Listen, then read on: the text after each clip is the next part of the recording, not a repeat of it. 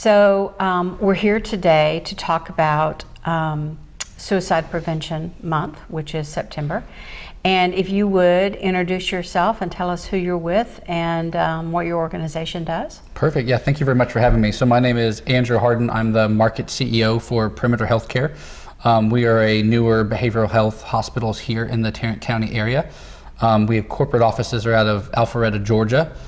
We sit about 13 facilities right now that are made up between inpatient psychiatric facilities and residential facilities that are kind of scattered throughout the lower part of the country. And where are you located here? We are in Arlington, so we sit probably about one exit from the Mansfield border off of 287. Ah, okay, gotcha. Give me some information as far as let's talk about, why suicide. What are the root causes of someone who takes their life? What causes that?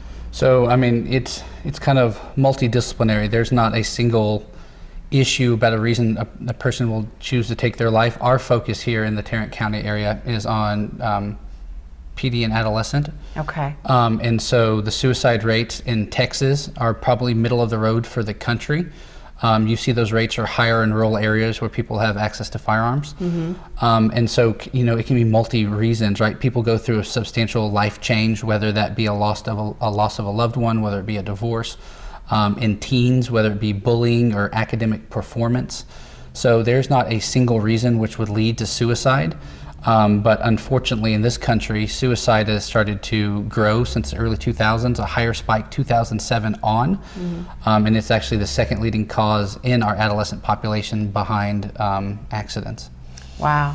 And I know that there are different environmental reasons, but is there a basic psychological reason for it That will kind of depend on the individual. There are individuals throughout their life that deal with the manic depressive, whether that be bipolar, schizophrenia, there's certain things like that. Okay.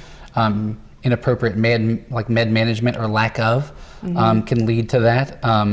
Or there's just people that have never had a behavioral health issue in their life that just get to that point where they feel that there is hopelessness. And so that's why it's important to connect them to the resources that are available to let them know that you never reach a point that you can't come back from. Yeah. What are some of the warning signs that someone, especially since pediatrics is or the youth is your focused group, what are the things that parents, siblings, teachers would look for? So, there's a couple things. So you can look for a marked change in behavior. You can look for child adolescents to become more withdrawn. In the adult population, it's a little different. They kind of tend to go the other direction where adults will go, and you'll see them almost like euphoric. They'll, as they start to give possessions away, and you seem like they're the happiest they've ever been in a long time. Yeah. Or there could be that, that depression, not getting out of bed, seclusion as well. But adults tend to be more kind of euphoric once they've made the decision that they're Really? Successfully going to kind of take their own life. But for the pedi-adolescent population, teachers and parents or guardians, who know them best and really just watching for kind of change in personalities, whether that be because they're being bullied at school, whether that be because that they're having a different a dip in their academic performance, whether something that they used to be very passionate about, i.e. sports, electronics, engineering, that they lose interest in. So there can be a couple telltale signs, but once again, that's going to really differ based on the individual. Are there always signs? So it's a difficult question. So some people would say that there's always signs. And so people, after somebody has successfully taken their life, loved ones will go back and they'll rehearse every minute leading up to that, and they'll say, I missed these signs. Some people will say, I never saw any signs. I didn't know that this person, you think of recent celebrities that have taken their lives and the people close to them, and you think that, I never knew that they were struggling with this. So something with suicide, unfortunately, there aren't clear signs like, if you're getting sick and you start to run a fever, that sends a very clear sign there's something going on in your body. We would like to think that there would be signs that we'd be able to pick up on, but unfortunately that's not always the case. And some of these, especially in the populations that we serve, a lot of these are just impulse driven. And so you'll have a kid that just feels like they are at the bottom of whatever that looks like for them, and then they will go and take their own life, and it's very impulse.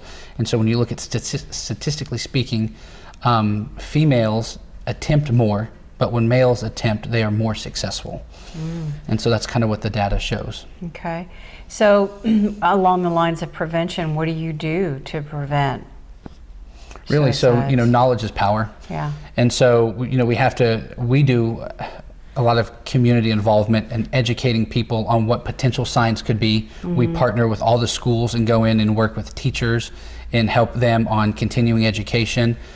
Educating the guardians, making sure that the suicide prevention hotlines are out there, making sure that it's getting talked about in school, making sure that we have ways to break the stigma that people associate with mental health, and that realize that everybody has bad days. Yeah. And that it's really just empowering the population, male, female, child, adolescent, to know that you never have gotten to a point you can't come back from, and that there's always something worth living for. And so really just trying to connect with them early on and being able to help walk them through that dark time and get them to a point where they can live. How would someone either connect with you guys for education or contact you for information? What would be the best way for someone to reach out? Sure. So the best way for us, this is not about us in the long run. Really, there's the National Suicide Prevention Hotline. Right. That's available for anybody. If you're a veteran, there are certain services available to those veterans, with the suicide population being very high in that population. As far as us alone, you can go to perimeter.com, perimeterhealthcare.com. We're at the Arlington location, obviously. Our admission staff is there 24 hours a day, 7 days a week, and can always be reached. We offer free assessments for people to come in just to have a conversation, just to see what resources we can connect them to in the community. Once again, this is not about us. This is about